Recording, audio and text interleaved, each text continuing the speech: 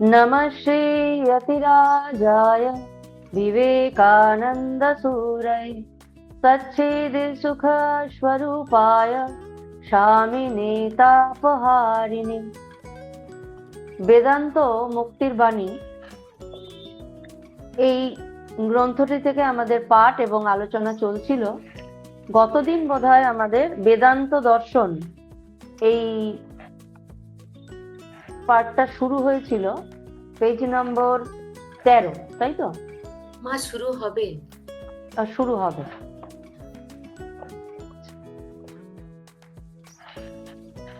বেদান্ত দর্শন আজকে এই বিষয়টি নিয়ে আমাদের পাঠ এবং আলোচনা শুরু হবে। বেদান্ত দর্শন, বেদান্তের তাৎপর্য এবং ব্যাখ্যা, এইটা বিষয়ে এইখানে আলোচনা আমরা শুরু করব। স্বামীজি বলছেন, আমি এদেশে একটি ভারতীয় দর্শন মতের প্রতিনিধি রূপে আসিয়াছিলাম, তাহা বেদান্ত দর্শন নামে পরিচিত। এই দর্শন অতি প্রাচীন, ইহা বেদ নামে খ্যাত। প্রাচীন সুবিশাল আর্য সাহিত্য হইতে উদ্বুদ্ধ। বহু শতাব্দী ধরিয়া সংগৃহীত এবং সংকলিত সেই বিশাল সাহিত্যে যেসব উপলব্ধি, তত্ত্ব আলোচনা, বিশ্লেষণ এবং অনুধ্যান সন্নিবিষ্ট রহিয়াছে, ইহা যেন তাহা হইতে পরিস্ফুট একটি সুকমল পুষ্প। স্বামীজি বলছেন, আমি এদেশে, অর্থাৎ এটা পাশ্চাত্যের কথা স্বামীজি বলছেন, তিনি যখন পাশ্চাত্যে গিয়েছিলেন, বলছেন আমি এদেশে একটি ভারতীয় দর্শন মতের প্রতিনিধি রূপে আসিয়াছিলাম।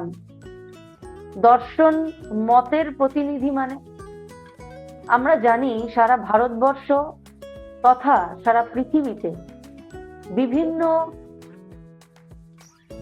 ভাগের, বিভিন্ন মতাদর্শের, বিভিন্ন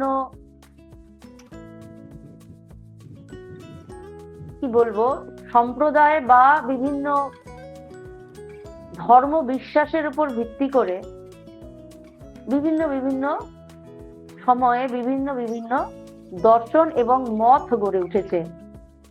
তার মধ্যে চার্বাক, ন্যায়, দ্বৈত, অদ্বৈত, বিশিষ্টাদ্বৈত, এরকম নানান রকমের মত আমরা ভারতের দিক থেকে আছে। আর পাশ্চাত্যের যে দর্শন আছে সেটি আবার ওয়েস্টার্ন ফিলোসফি নামে খ্যাত। তাদেরও নানান মতবিরোধ আছে, মতদর্শ আছে, এক ধরনের মতাদর্শ আছে এবং বহু দার্শনিক আছে, তাদের নানান ধরনের, এই দর্শনের উপর নানান প্রবক্তা রয়েছেন, যেমন ভারতেও রয়েছেন ইত্যাদি। এই যে দর্শন বা দর্শন নিয়ে আলোচনা, আমাদের মনে হতে পারে যে এই দর্শন বা দর্শন নিয়ে আলোচনা বা এই দর্শনের সঙ্গে আধ্যাত্মিকতার মিল কোথায়? যা দর্শন তাহলে তাহাই কি আধ্যাত্মিকতা? যাহা দর্শন তাই কি তাহলে ধর্ম? স্বামীজি এই বিষয়ে বলছেন যে বহু শতাব্দী ধরিয়া সংগৃহীত এবং সংকলিত সেই বিশাল সাহিত্যে যেসব উপলব্ধি, তত্ত্ব আলোচনা, বিশ্লেষণ এবং অনুধ্যান রয়েছে, এই যে দর্শন, এক একটা মতের এক একটা দর্শন রয়েছে এবং এই দর্শনকে কেন্দ্র করে বিভিন্ন মানুষের কেন্দ্র করে, মানে এই দর্শনের সঙ্গে চলে বা দর্শনের থেকে একটু বাইরে গিয়ে চলে, অথবা দর্শনের সঙ্গে নিজের মতটাকে মেলানোর চেষ্টা করে বিভিন্ন সময় সেই দর্শনটাকেই মানুষ বিশ্লেষণ করেছে। যেমন একটা ধরুন আমরা ধরলাম যে দর্শনের একটা পার্ট ভারতীয় দর্শনের, এটা হচ্ছে দ্বৈতবাদ বা অদ্বৈতবাদ। অদ্বৈতবাদের অনেক রকম প্রবক্তা রয়েছেন যারা অদ্বৈতবাদ নিয়ে কথা বলেছেন, বিশ্লেষণ করেছেন, চর্চা করেছেন, অনুধ্যান করেছেন, এবং তাদের যে মতাদর্শগুলো সেগুলো একটা জায়গায় তারা পরিস্ফুট করেছে। একে বলা হচ্ছে, একে স্বামীজি বলছেন যেন এই বেদান্ত হচ্ছে তার সার হিসেবে এই বিশাল, যদি আমরা একটা ফুলের বাগান ধরি, এটি যেন একটি সুকোমল পুষ্প। এই বেদান্ত দর্শনের কয়েকটি বিশেষত্ব আছে। কি বিশেষত্ব আছে স্বামীজি বলছেন? এই বিশেষত্ব হলো, প্রথমত ইহা সম্পূর্ণরূপে নৈর্ব্যক্তিক। ইহার উদ্ভবের জন্য ইহা কোনো ব্যক্তি বা ধর্মগুরুর নিকট ঋণী নয়। ইহা কোনো ব্যক্তি বিশেষকে কেন্দ্র করিয়া গড়ে ওঠে নাই, এবং অথচ যেসব ধর্মমত ব্যক্তি বিশেষকে কেন্দ্র করিয়া গড়িয়া ওঠে তাহাদের বিরুদ্ধে ইহার কোনো বিদ্বেষও নয়। পরবর্তীকালে ভারতবর্ষ ব্যক্তি বিশেষকে কেন্দ্র করিয়া বহু দর্শন, মত ও ধর্মতন্ত্র গড়িয়া উঠিয়াছে। বলছেন যে এই যে বেদান্তের যে দর্শন, এই দর্শন কোনো ব্যক্তি বা কোনো সম্প্রদায়কে কেন্দ্র করে গড়ে ওঠেনি। তাহলে কি করে গড়ে উঠেছে? আমরা আগের দিনই বলছিলাম, এগুলি গড়ে ওঠার পদ্ধতি হচ্ছে যে মন্ত্র দ্রষ্টা ঋষিরা এই মন্ত্রগুলোকে, এই সত্যটিকে উপলব্ধি করেছেন, উপলব্ধি করাই বলবো, উপলব্ধি করেছেন, তারাই সেগুলোকে পরে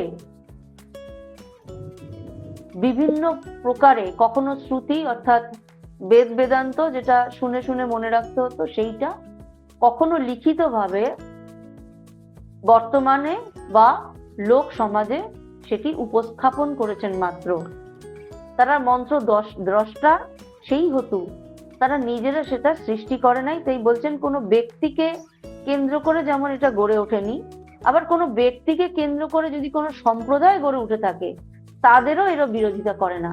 তাই বেদান্ত বা বেদ কোনো সম্প্রদায়ের নয়। যদি হিন্দু বা সনাতনীরা বলে বেদ আমাদের, মিথ্যা কথা বলা হবে। কারণ বেদ হিন্দু, মুসলমান, শিখ, খ্রিস্টান, জগতে যত জাতি আছে তার যে নির্যাসিত, তার যে একটা সত্য, একটা সনাতন সত্য বা শাশ্বত সত্য, যা তাই বেদান্তে প্রকাশিত হয়েছে। স্বামীজি সেটাই বলছেন খ্রিস্ট, মুসলমান ধর্ম অবলম্বীদের মতো এই সকল সম্প্রদায়ের প্রত্যেকটির একজন ধর্মনেতা আছেন এবং তাহারা তার সম্পূর্ণ অনুগত, কিন্তু বেদান্ত দর্শনের স্থান যাবতীয় ধর্মমতের মধ্যেই উপস্থিত, অর্থাৎ সর্বত্রই বেদান্ত রয়েছে। বেদান্তের সহিত পৃথিবীর কোনো ধর্ম বা দর্শনের বিবাদ বা বিংশবাদ নাই। কোন ধর্মমত বেদান্ত যদি বলে, বেদান্ত যে সত্য আমাদের সামনে উপস্থাপন করেছেন বা বেদান্তের যে সত্য নিয়ে আলোচনা হচ্ছে, পৃথিবীর এমন কোনো সম্প্রদায় বা এমন কোনো ধর্ম নেই যে ধর্ম বা সম্প্রদায় বলতে পারে যে বেদ আমাদের বিরোধী। বলতে পারবে না, সম্ভব নয় বলা। এরপর বলছেন বেদান্ত দাবি করে যে ইহা পৃথিবীর সর্ব ধর্মমতের মধ্যেই নিহিত রহিয়াছে। এই তত্ত্বটি হইল এই যে মানুষ ব্রহ্মের সহিত অভিন্ন। আমরা আমাদের চতুর্পার্শ্বে যাহা কিছু দেখিতেছি সকলেই সেই ঐশী চেতনা হইতে প্রসূত। মানব প্রকৃতির মধ্যে যাহা কিছু বীর্যমান, যাহা কিছু মঙ্গলময় এবং যাহা কিছু ঐশ্বর্যবান, সে সবই এই ব্রহ্ম সত্তা হইতে উদ্বুদ্ধ। এবং যদি তাহা অনেকের মধ্যেই সুপ্তভাবে বিরাজমান, তথাপি প্রকৃতপক্ষে মানুষে মানুষে কোনো প্রভেদ নাই, কারণ সকলেই সমভাবে ব্রহ্মের সহিত অভিন্ন। বলছেন ব্রহ্ম বা বেদান্ত যে এক অনন্ত, অসীম, বিশাল আবার সূক্ষ্ম, যে ব্রহ্মের উল্লেখ রয়েছে বেদান্তে, পৃথিবীর সকল সম্প্রদায়ের কেন্দ্রে যে বিশ্বাস, যাকে কেন্দ্র করে সম্প্রদায়গুলো তাদের বিশ্বাস গঠন করেছে, সেটা জিসাস হতে পারে, মানে তিনি জিসাস হতে পারেন, তিনি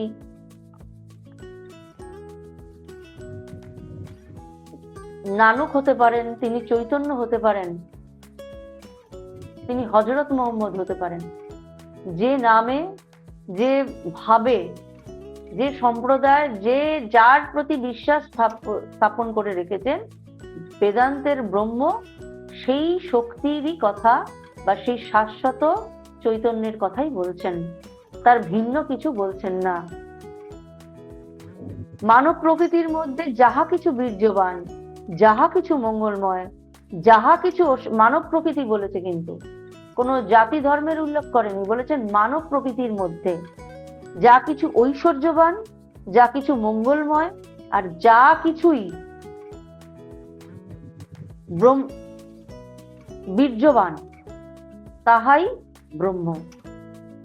কারণ এরপর বলছেন যদিও তাহা অনেকের মধ্যেই সুপ্তভাবে বিরাজমান, তথাপি প্রকৃতপক্ষে মানুষে মানুষে কোনো প্রভাব নেই।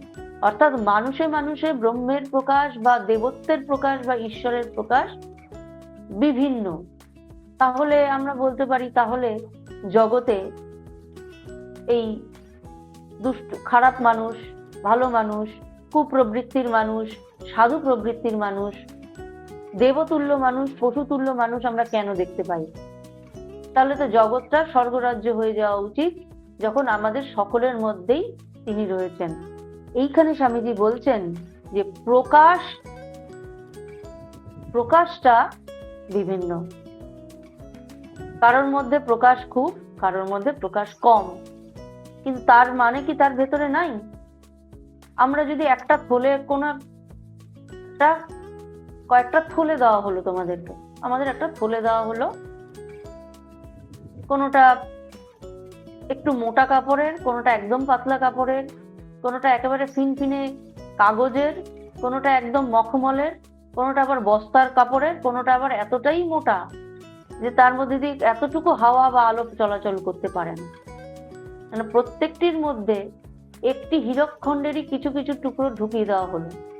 একটা হীরকখণ্ড, সেই হীরকখণ্ডটাকে 5টা 6টা খণ্ড করা হলো, এবং ওই একই হীরকখণ্ড থেকে যেই বেরিয়ে আসা ছোট ছোট টুকরোগুলো এক একটা থলের মধ্যে ঢুকিয়ে দেওয়া হলো, বলে ওটা রেখে দাও। এটা যদি আসল হিরে হয়, তাহলে রাত্রিবেলা দেখবে তুমি যখন ঘর অন্ধকার করে ফেলবে, তখন এটা থেকে আলো বিচ্ছুরিত হয়। আমরা সকলেই হয়তো নিয়ে এলাম, দিয়েছেন কিন্তু এক একটা থলের মধ্যে এক এক। আমরা এনে কেউ ঘরে সকলেই দেখলাম যে রাত্রিবেলা টেবিলের ওপর, কেউ কোথাও একটা নির্দিষ্ট জায়গায় যেখানে রাখলে পরে চোখে দেখা যাবে, সেখানে আমরা নিজের নিজের থলেগুলো রেখে দিলাম। রাত হলো, আমরা অন্ধকার করে ফেললাম ঘরটিকে, এই তো এবার এটা যদি আসল হিরে হয়, এখান থেকে আলো বেরোবে। দেখা গেল কারোর ঘরের সেই হীরের খণ্ডটির আলোটা এতটাই উজ্জ্বল হয়ে উঠলো যে সেই ঘরটি, অন্ধকার ঘরটি নিমেষে যেন আলোকিত হয়ে গেল। কারোর ঘর আবছা আলো, আবছা অন্ধকারে ভরলো, কারোর ঘর হয়তো একেবারে গুটগুটে অন্ধকারই রইল, কোনো আলোর বিচ্ছুরণ দেখাই গেল না। কারোর ঘরে আবার টিমটিম করে মাঝে মাঝে খুব আলো বিচ্ছুরিত হলো, কখনো কখনো আবার একটু কমে গেল, আবার একটু বিচ্ছুরিত হলো, আবার কমে গেল। পরদিন সকালে হয়তো সেই থলেগুলো নিয়ে আমাদের যাওয়া হলো, বললাম যে, আমরা ভগবানকে বললাম যে না, আপনি কিন্তু সমভাব আপনাদের মধ্যে নেই। আমি ভেবেছিলাম যে আপনি ভগবান, আপনি ঈশ্বর, আপনি সবাইকেই সমান থলে, মানে সমান হিরে দিয়েছেন, আসল হিরেটাই সকলকে দিয়েছেন। তা কেন তোমাদের এরকম মনে হতে পারলো? তো মনে হলো কারণ আমার ঘর, একজন বললো আমার ঘর ভীষণ আলোকিত হয়ে গেছে, আরেকজন বললো আমারটা ওই আবছা আলো আবছা অন্ধকার ছিল, আরেকজন বললো না না আমার ঘরটা একেবারে ঘুটঘুটে আলো হয়েছিল, আরেকজন হয়তো বললো না আমার কোলেটুকু আলো হয়েছিল, বাকি সবটাই অন্ধকার ছিল। সেই থলে খুলে যখন বার করা হলো, দেখা গেল সেই যে বড় হীরের টুকরোটা, সেই টুকরোটার থেকে যে হিরেগুলো বার করা হয়েছিল, টুকরো টুকরো খন্ড খন্ড বার করা হয়েছিল, বড় টুকরোর থেকে ছোট ছোট টুকরো বার করা হয়েছিল, সেখান থেকেই সকলকে যে দেওয়া হয়েছে সেই টুকরোই সকলের থলে থেকেই বেরোলো, তাতে কোনো ভেদাভেদ নেই। তাহলে কেন এমনটি হলো? সেইখানেই স্বামীজি বলছেন কারোর মধ্যে প্রকাশ বেশি, কারোর মধ্যে প্রকাশ কম। ব্রহ্ম সকলের মধ্যেই রয়েছে, ঠিক যেমন ওই থলের মধ্যে একই হীরের ছোট ছোট টুকরো সব থলের মধ্যে ছিল, কোনোটা ট্রান্সপারেন্ট কোনো থলে, কোনোটা একেবারে বস্তার মতো মোটা, কোনোটা এতই মোটা যে এতটুকু দিয়ে আলো হাওয়া যাতায়াত করতে পারে না, কোনোটা স্বচ্ছ, আবার কোনোটা অর্ধ স্বচ্ছ অর্ধ অস্বচ্ছ, তাই আলোটা ভালো করে বিচ্ছুরিত হতে পারছে না। তাতে কি হিরেটার দোষ, না হিরে নেই যেটা থেকে বিচ্ছুরিত হলো না তাতে? যেমন বলছেন যে অবতার পুরুষের মধ্যে প্রকাশ খুব বেশি, তিনি অবতার, তিনি তার মধ্যে প্রকাশ খুব বেশি হবে, কারণ তিনি তো অবতার, তিনি মানব দেহ ধারণ করে এসছেন, তার মধ্যে প্রকাশ বেশি হবে। যিনি ভীষণ ভক্ত, তার মধ্যে প্রকাশ বেশি হবে। যে একেবারে ঈশ্বরকে নিয়েই সারা জীবন ধরে বেঁচে আছেন, ঈশ্বর ধ্যান ঈশ্বর জ্ঞান করে বেঁচে আছেন, তার মধ্যে প্রকাশ বেশি হবে। সাধু সঙ্গ এই কারণে করা হয়, কারণ সাধু মহাত্মা বা যাই বলি না কেন আমরা, যারা ঈশ্বর নিয়ে বেশিক্ষণ সারা দিন ধরে ঈশ্বরকে নিয়েই বাঁচেন, ঈশ্বরকে নিয়েই জীবনটা কাটিয়ে দেন, তাদের মধ্যে তার প্রকাশটা বেশি। এই জন্যই আমরা কোনো সাধু, কোনো বড় মহাত্মা, যিনি ঈশ্বরের বড় সাধক, তাকে দর্শন করার জন্য আমরা ছুটতে থাকি। কারণটা কি? তার কারণ হলো আমরা তার মধ্যে ঈশ্বরের প্রকাশটা বেশি দেখতে পাই, কিন্তু তিনি আমাদের ভেতরেও রয়েছেন। স্বামীজি এটাই বলছেন। এরপর বলছেন ব্রহ্মের সহিত সকলেই অভিন্ন, যেন এক অনন্ত মহাসমুদ্র পশ্চাতে বিদ্যমান রহিয়াছে, এবং আমি ও আপনারা সেই সকল অনন্ত মহাসমুদ্র হইতে এক একটি তরঙ্গ উত্থিত হইয়াছি। আমরা প্রত্যেকেই সেই অনন্তকে বাহিরে প্রকাশ করিবার আপ্রাণ চেষ্টা করিতেছি। সুতরাং সুপ্ত সম্ভাবনার দিক হইতে দেখিতে গেলে যে সৎ চিৎ ও আনন্দময় মহাসাগরের সহিত আমরা স্বভাবত অভিন্ন, সেই মহাসাগরে আমাদের প্রত্যেকের জন্মগত অধিকার রহিয়াছে। আমাদের পরস্পরের মধ্যে যে পার্থক্য, তাহা সেই ঐশী সম্ভাবনাকে প্রকাশ করিবার তারতম্যের দরুন ঘটিয়াছে। অতএব বেদান্তের অভিমত এই যে প্রত্যেক মানুষ যতটুকু ব্রহ্মশক্তি প্রকাশ করিতে সমর্থ হইয়াছে, সেই দিক হইতে বিচার না করিয়া তাহার স্বরূপের দিক হইতে তাহার বিচার করিতে হইবে। সকল মানুষের স্বরূপত ব্রহ্ম।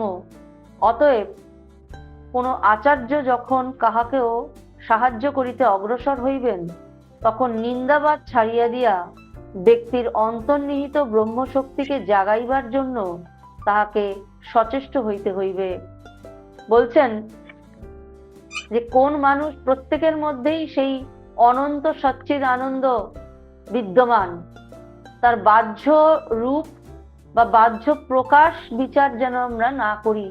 এরপর তিনি আচার্য বা শিক্ষকদের কথা বলছেন সকল মানুষের যেহেতু স্বরূপত ব্রহ্ম, অতএব কোনো আচার্য যখন তার শিক্ষার্থীদের কোনো শিক্ষা দিচ্ছেন, তখন তার বাহ্য প্রকাশের জন্য তার সে যে স্বরূপত ব্রহ্ম, সেই বিষয়ে যেন খেয়াল রেখে তাকে যে কোনো ধরনের শিক্ষা, অর্থাৎ সেটা পরাবিদ্যা হোক, অপরাবিদ্যা হোক, ব্রহ্মজ্ঞানের পথে এগোনোর জন্য শিক্ষা হোক, অথবা জাগতিক বিষয়ে শিক্ষাদান হোক, সেইটা সম্পর্কে যেন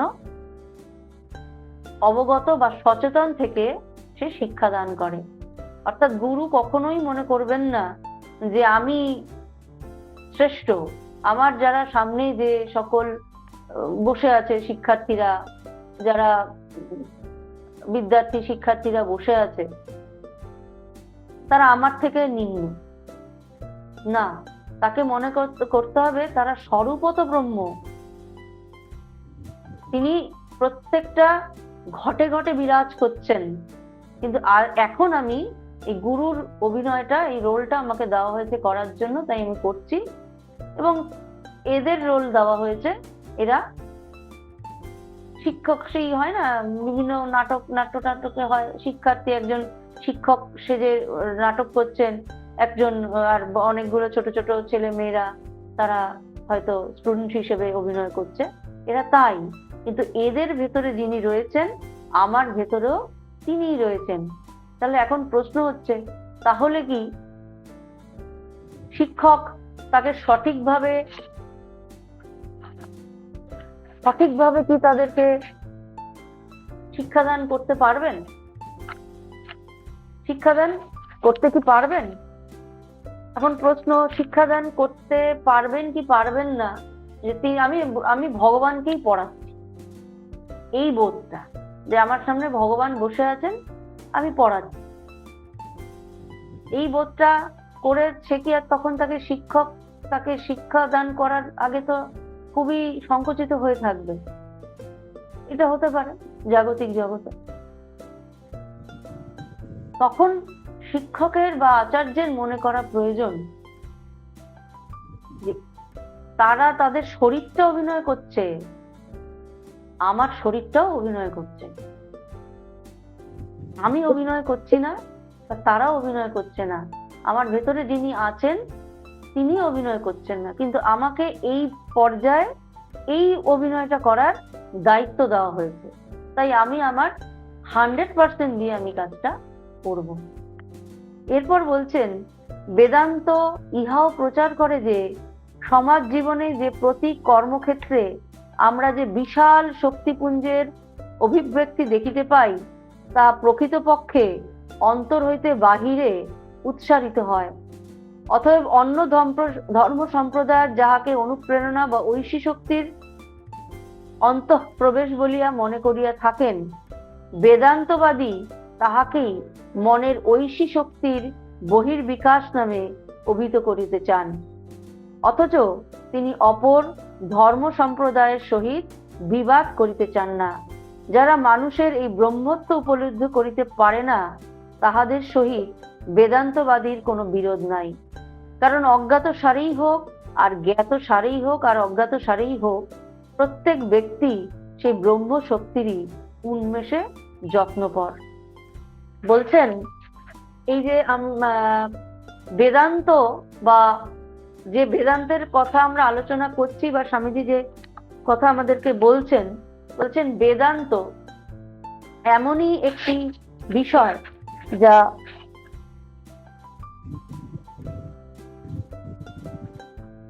প্রতি কর্মক্ষেত্রে আমরা যে ঐশী শক্তি বা আমাদের ভিতরের যে প্রবল একটা ইচ্ছা শক্তির প্রকাশ আমরা দেখতে পাই। একটা ইচ্ছা শক্তি না হলে আমরা কিন্তু মানে সামান্য একটা খাদ্য মুখে তুলতে পারবো না। আমার ইচ্ছা হচ্ছে তাই আমি সেটা মুখে তুলছি, আমি কিন্তু মুখে তুলতে পারবো না যদি আমার ওই ইচ্ছা শক্তিটা না হয় বা ঐশী শক্তিটা আমার ভেতরে না থাকে। তাই ব্রহ্মজ্ঞানের জন্য বিশাল ঐশী শক্তি প্রয়োজন, জাগতিক কাজের জন্য বিশাল ঐশী শক্তি প্রয়োজন। আর এই ঐশী শক্তি হলো ধর্ম সম্প্রদায় যাহাকে অনুপ্রেরণা বা ঐশী শক্তির অন্তঃপ্রবেশ বলিয়া মনে করিয়া থাকেন। আর বেদান্তবাদী তাকেই মানবের ঐশী শক্তি অর্থাৎ অনুপ্রেরণা বা ইন্সপিরেশন যাকে বলছে বেদান্তবাদীরা, তাকেই বলছে ঐশী শক্তি, সেটার বহিঃপ্রকাশ মাত্র। আমি বই পড়ছি, আমি তীর্থ ভ্রমণে যাচ্ছি, আমি ঠাকুরমা স্বামীজির চর্চা করছি, এই যে করছি, আমি তো করছি, আমার ঐশী শক্তি না থাকলে এবং আমার ইচ্ছা শক্তি না থাকলে আমি এ পাশ থেকে ওই পাশ পর্যন্ত ফেরার ইচ্ছাটা যদি আমার না থাকে, আমি শুয়ে শুয়েও বিরক্ত হব যে আমি এ পাশ থেকে ওই পাশ ঘুরবো না, আমি শুয়ে আছি। মুখের সামনে পাত্রে হয়তো খাদ্য রয়েছে, সেটা মুখে তুলে দিচ্ছি না, ইচ্ছেই করছে না। ওটার জন্য সামান্য যে ঐশী শক্তি, সেটাও আমার যদি নেই, সেটার জন্য ঐশী শক্তি প্রয়োজন। তো এইটা বলছেন যে এই যে ঐশী শক্তি বা যাই বলি না কেন, এটা বহির্বিকাশ অভিহিত করিতে চান, অথচ তিনি অপর ধর্ম। এবার বলছেন এই ঐশী শক্তিটাই হচ্ছে ব্রহ্ম শক্তি। এই ব্রহ্ম তিনি আমাদের ভেতর আছেন বলে এই ঐশী শক্তিরও স্ফুরণ হয়। আমরা বলি পৃথিবীর যে কোনো কাজ ঈশ্বরের ইচ্ছা ছাড়া সম্ভব নয়, ঈশ্বরের ইচ্ছা ছাড়া সম্ভব নয়, কথাটা আমরা বলি। ঈশ্বরের ইচ্ছা ছাড়া গাছের পাতাটুকু পর্যন্ত নড়ে না। মানুষ হেঁটে চলে বেড়াচ্ছে, বিশাল বড় বড় জীব পৃথিবীর নানান স্থানে বাস করছে, ক্ষুদ্র ক্ষুদ্র জীব নানান স্থানে বাস করছে, প্রত্যেকটা স্থানে কিছু না কিছু কোষ, এই মাইটোকন্ড্রিয়া, এই নিউক্লিয়াস, এই প্রোটোপ্লাজম হেন সব রয়েছে, এবং তারা সচলভাবে ঘুরে বেড়াচ্ছে। আমরা তাদের খালি চোখে দেখতে পাই আর না পাই। যখন অণুবীক্ষণ যন্ত্র তো আবিষ্কার হয়নি, তখনও তারা ঘুরে বেড়াচ্ছিল, এখনো তারা ঘুরে বেড়াচ্ছে। এই যে নানান স্থান থেকে এরা ঘুরে বেড়াচ্ছে, ইচ্ছা শক্তির ছাড়া, কার ইচ্ছা শক্তিতে তারা ঘুরে বেড়াচ্ছে? ঈশ্বরের ইচ্ছা শক্তি। তাহলে ঈশ্বরের যদি ইচ্ছা শক্তি হয়, আমাদের কি প্রয়োজন? ইচ্ছা শক্তি তার যখন হচ্ছে, এই ইচ্ছা শক্তি কোনো কোনো যন্ত্রের মধ্যে দিয়ে তো প্রকাশ হবে। তার আমাদের এই শরীরগুলো হচ্ছে যন্ত্র, এই যন্ত্রের মধ্যে দিয়ে তার প্রকাশ সাধন হচ্ছে। স্বামীজি বলছেন ব্রহ্ম হতে কীট পরমাণু সবেতেই সেই প্রেমময়। তাহলে আমাদের তাহলে বলতে হবে, তাহলে আমরা ইচ্ছা করব না, ভগবানের ইচ্ছাই হবে। তুমি ইচ্ছা করবে না, যে আমরা যে ইচ্ছা করব না সেটাও আমরা বলতে পারি না, আবার আমরা ইচ্ছা যে করব সেটাও আমাদের হাতে নেই।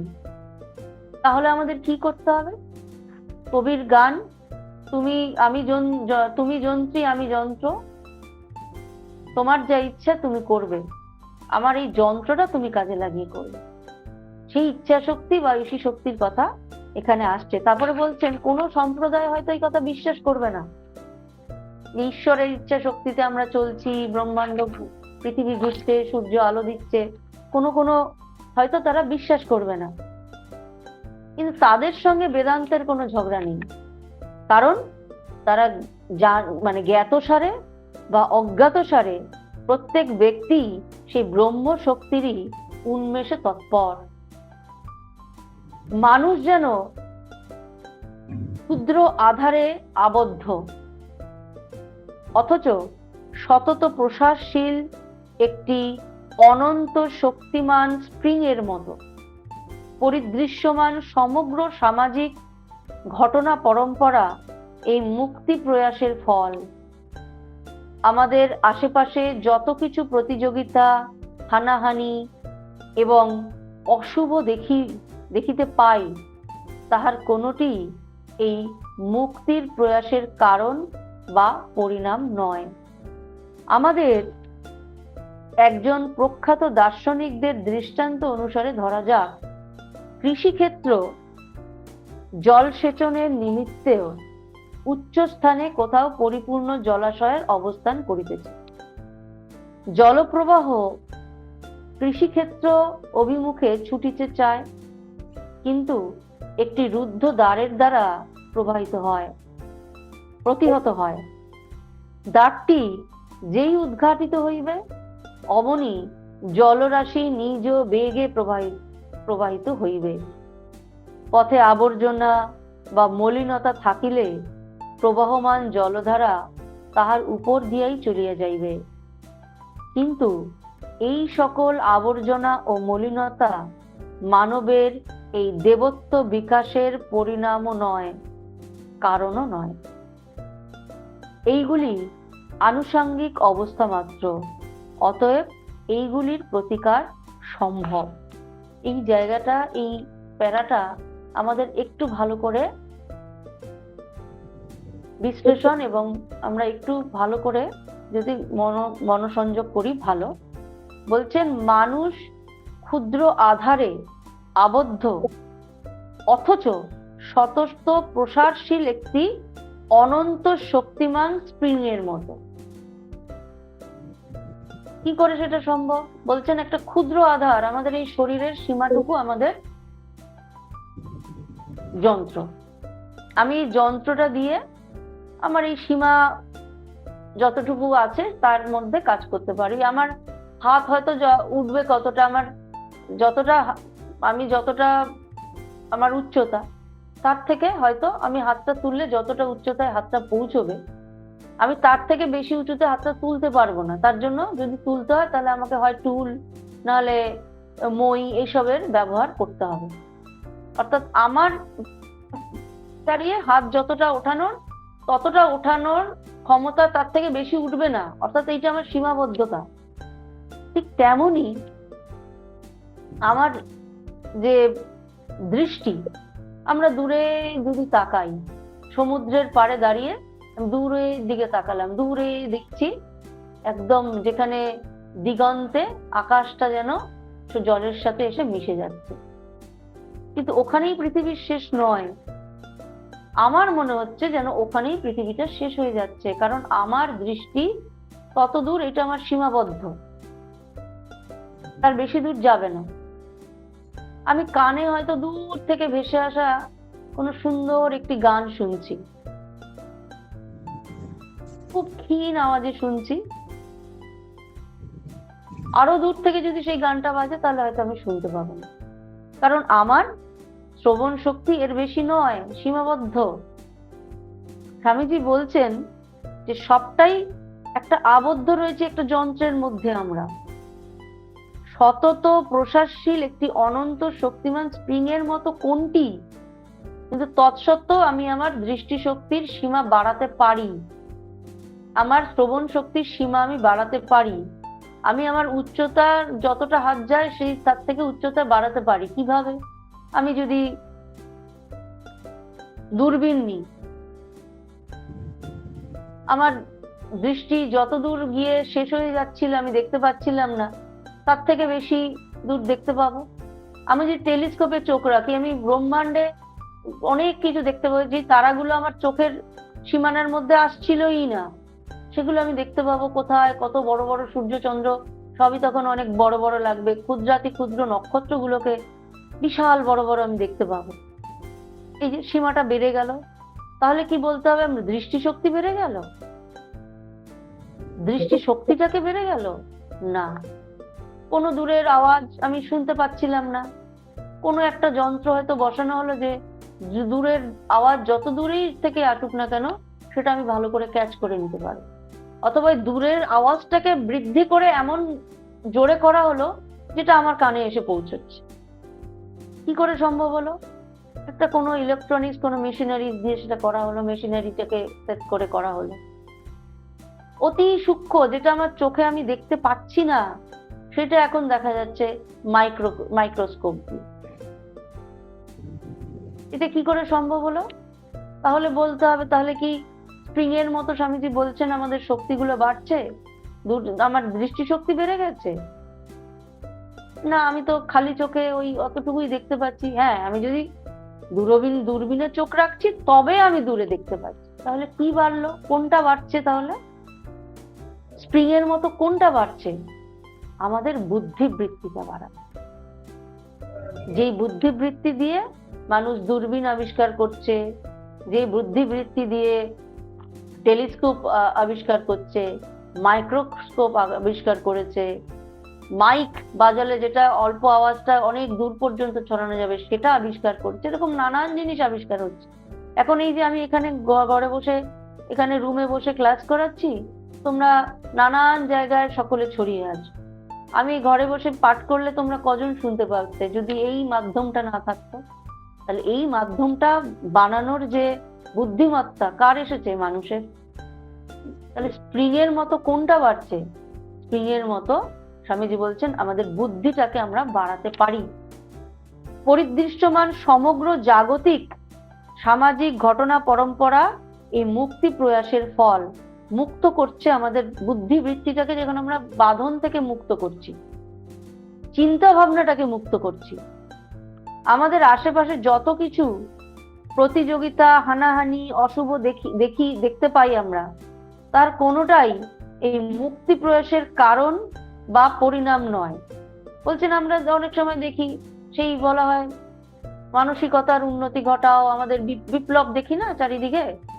হ্যাঁ, নানান সময় থেকে বিপ্লব, আমাদের শৃঙ্খল মোচন করতে হবে, ওই করতে হবে, আমরা বিপ্লব ঘটাই। বিভিন্ন কলেজ ইউনিভার্সিটি গুলোতে এখন খুব করে দেখা যাচ্ছে তারা কোনো বাঁধন মানছে না।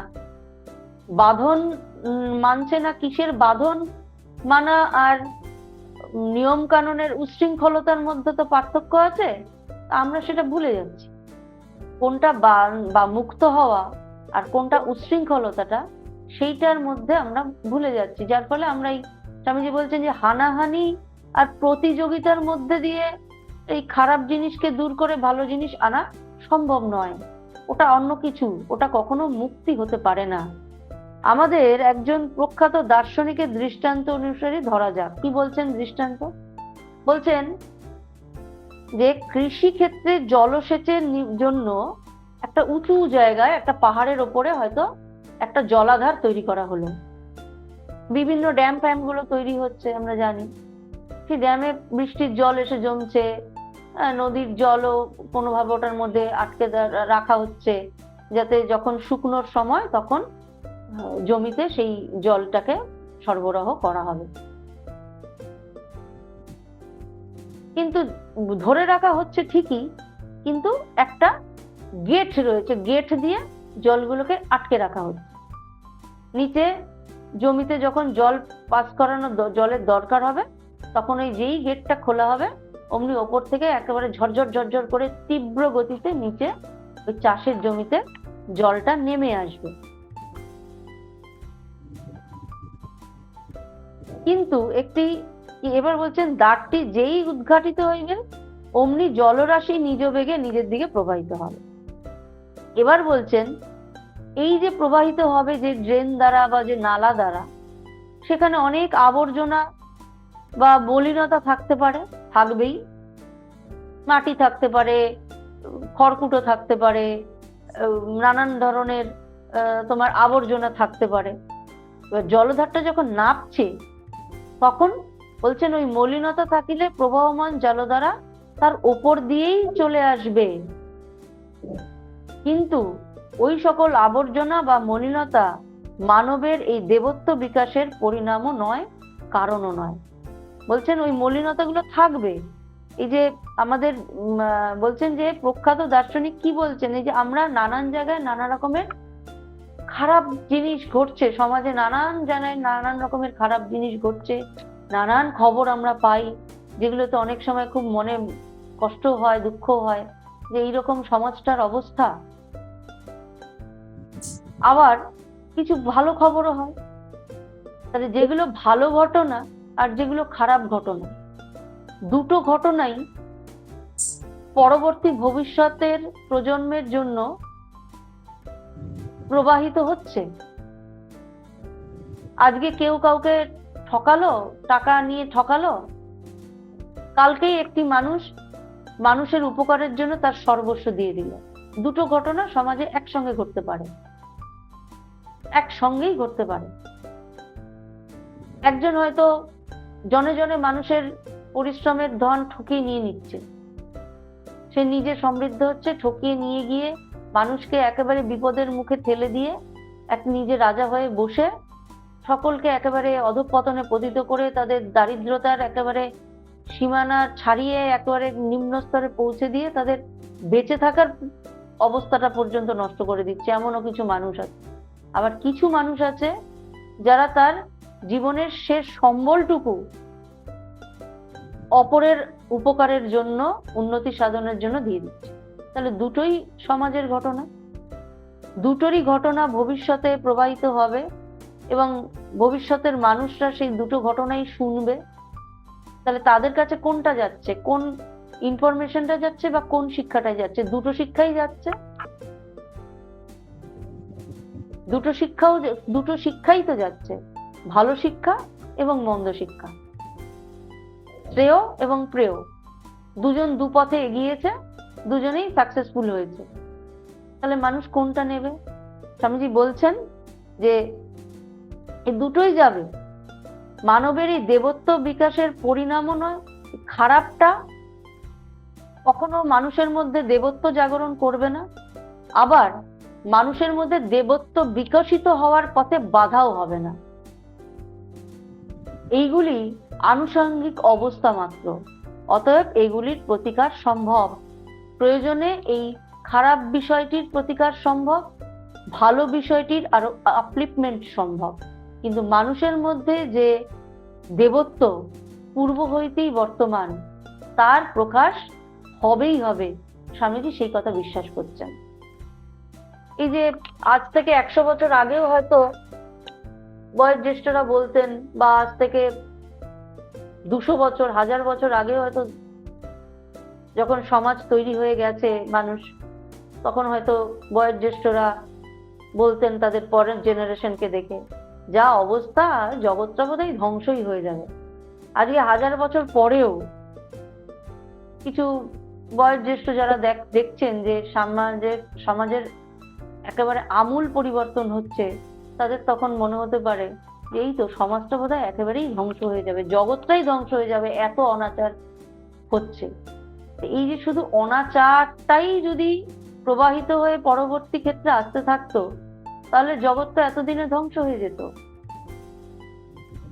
তার মানে আচারও আছে, তার সাথে অনাচারও আছে। তার সঠিক আচার বিচার প্রকাশিত হবেই, কারণ প্রকৃতপক্ষে স্বামীজির মতে প্রকৃতপক্ষে মানুষের প্রত্যেকটি মানুষ স্বরূপত ব্রহ্ম। হয়তো ওপরের মলিনতাগুলো কিছুদিনের জন্য মানুষকে তা ভুলিয়ে রাখে, আমাদের প্রচেষ্টা সেই মলিনতাগুলোকে ধীরে ধীরে ধীরে ধীরে সরিয়ে ফেলা। ঠাকুর বলছেন নিষ্কাম কর্মের মধ্যে দিয়ে চিত্তশুদ্ধি হয়। আমরা ঠাকুরমা স্বামীজিকে ধরে আছি, আমরা তাদের কথা আলোচনা করার, স্মরণ মনন করার একটু আধটু চেষ্টা করছি মাত্র। স্বামীজির যে সত্য, যে স্বামীজি বলছেন যে কোন প্রত্যেকটি মানুষ একদিন এই ব্রহ্মকে, নিজের ভেতরের যে সত্যকে জানতে পারবে, তা সেইটার উপর বিশ্বাস করে আমরা এগোবো। ভালো মন্দ সমাজে থাকবেই। বেদান্ত কিন্তু সেই ভালো মন্দের কথা বলছে না, বলছে তুমি সর্বত ব্রহ্ম।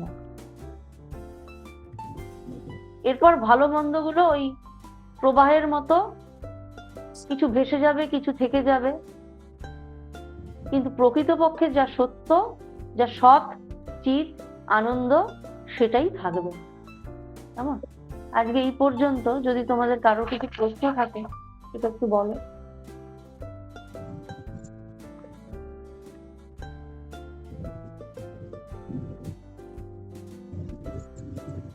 এতক্ষণ আমরা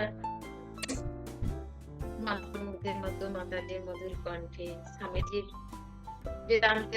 বেদান্ত মুক্তির বাণী থেকে পাঠ ও আলোচনা শুনেছিলাম।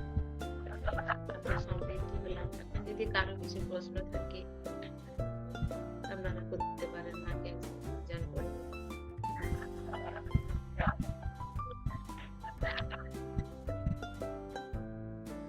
প্রণাম মাতাজি। প্রণাম।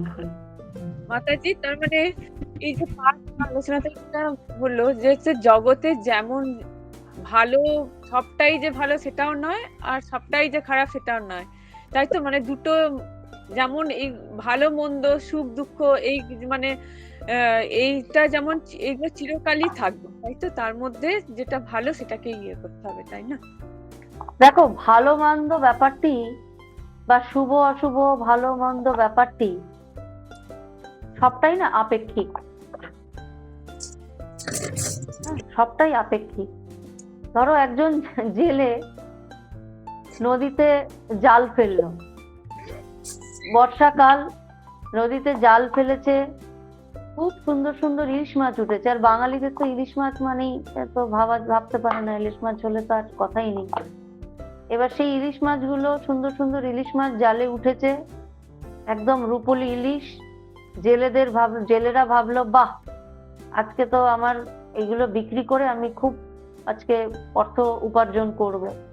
জেলের কাছে সেটা খুব মঙ্গলময়, খুব আনন্দের এবং খুব শুভ।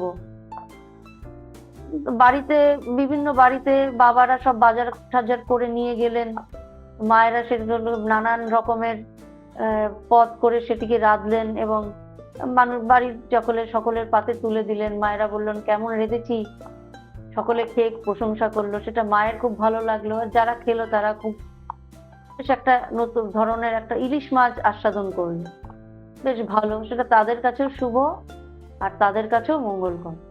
কিন্তু ইলিশ মাছটির কাছে কি সেই দিনটি শুভ বা মঙ্গলকর? তা তো নয়, সে তো সেদিন ধরা পড়ে গেল এবং তার প্রাণটি গেল। সেই রকমই শুভ অশুভ, ভালো মন্দ সবটাই আপেক্ষিক। একজনের কাছে যেটা শুভ সেটা অপরজনের কাছে অশুভও হতে পারে, একজনের কাছে যেটা ভালো সেটা অপরের কাছে মন্দও হতে পারে। তাই ভালো মন্দ দুটোই চলতে থাকবে, মহামায়ার সংসারে মা এগুলো নিয়ে খেলতে থাকবেন। কোনোটাই তো আমাদের হাতে কিছু নেই, তিনি যেভাবে খেলাচ্ছেন সেভাবে আমরা খেলছি, যেভাবে চালাচ্ছেন চলছে। তো ওইটা ভাবতে হবে যে তিনি আছেন, তিনি আমাদের ভেতরে আছেন, তিনি সর্বত্র রয়েছেন এবং সেইগুলোকে নিয়ে তাকে স্মরণ মনন করাটাই আমাদের জীবনের উদ্দেশ্য। দেবত্বে আমরা মনুষ্যত্ব থেকে, স্বামীজি বলছেন ধর্ম হচ্ছে পশুত্ব থেকে মনুষ্যত্ব আর মনুষ্যত্ব থেকে দেবত্বে উত্তরণ। তা আমরা এই পশুত্বটাকে পার করে মনুষ্যত্বের মধ্যে এখন আমরা চলেছি, আর আমাদের চেষ্টা থাকবে দেবত্বে উত্তরিত হওয়া। আমরা চেষ্টা করব, এক জন্মে হবে না আমরা জানি, চেষ্টা চলতে থাকবে। যে চেষ্টায় আমরা একটা সময় না একটা সময় দেবত্বে উত্তরিত হতে পারবো, অর্থাৎ আমরা আমাদের যে স্বরূপ সম্পর্কে অবগত হতে পারবো, এই প্রচেষ্টা। কেমন?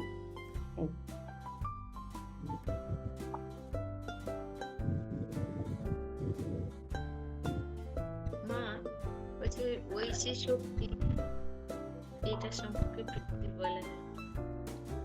ঐশী শক্তি বা আমাদের ইচ্ছা শক্তি বা উইল পাওয়ার, যাই বলো না কেন, আমাদের ভেতরে যে কোনো রকমের শক্তি, যে আমি বললাম শ্রবণ শক্তি, দর্শন শক্তি, চিন্তা ভাবনার শক্তি, কোনো কিছু সামান্য কিছু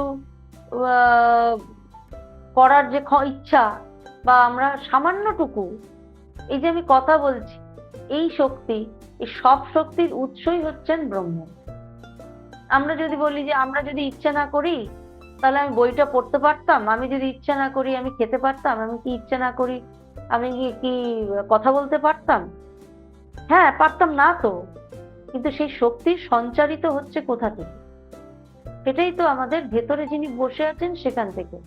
অর্থাৎ তোমার বাড়িতে ধরো একটা ঘরে একটা লাইট, দুটো লাইট আছে, একটা পাখা আছে, একটা এসি আছে, একটা হিটার আছে, একটা মাইক্রো ওভেন রয়েছে, একটা ফ্রিজ রয়েছে, হ্যাঁ রয়েছে, এবং প্রত্যেকটার আলাদা আলাদা সুইচ রয়েছে, এবং প্রত্যেকটা আলাদা আলাদা তারে, সুইচের সঙ্গে তারগুলো যুক্ত হয়েছে। তুমি এক একটা যখন ব্যবহার করছো এক একটা সুইচ দিচ্ছ, করছো। এই তো দেখছো কি সুন্দর ফ্রিজটা চলছে, দেখেছো কি সুন্দর এসিটা চলছে, বাহ গরমের মধ্যে খুব আরাম লাগছে, শীতকালে সুইচটা দিয়ে হিটারটা চলছে, বাহ খুব আরাম লাগছে, তাহলে তো বোধহয় ঠান্ডায় কাবু হয়ে যেতাম। এগুলো চলছে, সবগুলো এক একটা যখন তোমার দরকার হচ্ছে এক একটা সুইচ দিচ্ছ, চলছে। কিসের শক্তিতে চলছে? না বিদ্যুতের শক্তিতে চলছে। তুমি বাড়ির মেন সুইচটাই যদি বন্ধ করে দাও, এরপর বাকি সুইচ গুলো দিতে থাকো, কোনোটা কি চলবে? কোনোটাই চলবে না। এই যে মেন সুইচ, যেটা শক্তির উৎস, সেটি তিনি আমাদের ভেতরে রয়েছেন, এইটি হচ্ছেন ঐশী শক্তির উৎস। এবং সেখান থেকে যে কোনো রকমের শক্তি, আমাদের চিন্তা শক্তি বলো, ইচ্ছা শক্তি বলো, সবটাই কিন্তু তিনি সেখান থেকে জাগরিত শক্তিটা স্ফুরিত হচ্ছে এবং নানান রূপে নানান ভাবে আমরা সেটাকে ব্যবহার করছি, কাজ করছি সেটা দিয়ে। এই হচ্ছে ঐশী শক্তি। যেমন উৎসটা তিনি, যেরকম ঠিক ওই তুমি মেন সুইচটা যদি অফ করে সব সুইচ গুলো দিতে থাকো, চলবে? চলবে না। উনি হচ্ছেন সেই শক্তির আধার, যিনি আমাদের ভেতরে রয়েছেন। এবং তার থেকে যে অনুপ্রেরণা, যে স্পন্দন, যে তরঙ্গ আসছে, সেটাই ঐশী শক্তি রূপে আমাদের মধ্যে দিয়ে প্রকাশ হচ্ছে। কেমন? হ্যাঁ ma'am, বুঝতে পেরেছি। খুব ভালো লাগলো। এখন আর যদি কারো কিছু প্রশ্ন থাকে করতে পারেন।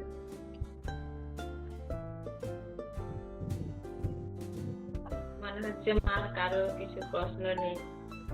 মাতাজির এত সুন্দর সাবলীল আলোচনা, খুব ভালো লাগলো মা। মাতাজির কাছে অনুরোধ, আগামী সপ্তাহ গুলিতেও এইভাবে পাঠ ও আলোচনা শ্রবণের মাধ্যমে আমাদের সমৃদ্ধ করবেন। মাতাজিকে বিশেষ কৃতজ্ঞতা জ্ঞাপন করছি। ঠাকুরমা স্বামীজির কাছে মাতাজির সর্বাঙ্গীন মঙ্গল কামনা, মঙ্গল ও সুস্থতা কামনা করি। এখন আমাদের এই আধ্যাত্মিক আলোচনা সভা প্রায় শেষের দিকে। এখন সমাপ্তি সঙ্গীত নিবেদন করবেন আমাদের শ্রদ্ধেয়া তাপসী মিত্র দিদি। দিদিকে অনুরোধ করছি তার নিবেদন শুরু করার জন্য। এখন আমাদের এই আধ্যাত্মিক আলোচনা সভা প্রায় শেষের দিকে। এখন সমাপ্তি সঙ্গীত নিবেদন করবেন আমাদের শ্রদ্ধেয়া তাপসী মিত্র দিদি। দিদিকে অনুরোধ করছি তার নিবেদন শুরু করার জন্য। শ্রী শ্রী ঠাকুর মা স্বামীজি মহারাজের শ্রীচরণ কমলে আভূমি লুণ্ঠিত প্রণাম নিবেদন করি। মাতাজির শ্রীচরণে আমার প্রণাম। আমি একটি বিবেক গীতি নিবেদন করছি। ধর্ম ভেদ ভঞ্জন বন্দি জগত বন্দন। ধর্ম ভেদ ভঞ্জন বন্দি জগত বন্দন। জ্ঞান ভক্তি বিতরণে জ্ঞান ভক্তি বিতরণে নর শরীর ধারণ বন্দি জগত বন্দন। ধর্ম ভেদ ভঞ্জন বন্দি জগত বন্দন। বিগত গেহ বন্ধন বিজিত মিন কেতন। বিগত গেহ বন্ধন বিজিত মিন কেতন। রূপে কাম গঞ্জন রূপে কাম গঞ্জন। বাণী বিনা নিন্দন বন্দি জগত বন্দন। ধর্ম ভেদ ভঞ্জন বন্দি জগত বন্দন। রূপে কাম গঞ্জন বাণী বিনা নিন্দন। রূপে কাম প্রেম মত নর্তন অভিরভি গর্জন। প্রেম মত নর্তন অভিরভি গর্জন। ধর সাগর লঙ্ঘন জীব তারণ কারণ। ধর সাগর লঙ্ঘন জীব তারণ কারণ কূট কপটি মর্দন সজ্জন মন মোহন কূট কপটি মর্দন সজ্জন মন মোহন বিশ্ব মানব বন্দে তোমায় বিশ্ব মানব বন্দে তোমায় রাম কৃষ্ণ নন্দন বন্দে জগত বন্দন ধর্ম ভেদ ভঞ্জন বন্দে জগত বন্দন জ্ঞান ভক্তি বিতরণে জ্ঞান ভক্তি বিতরণে নর শরীর ধারণ জগত বন্দন বন্দি জগত বন্দন বন্দি জগত বন্দন।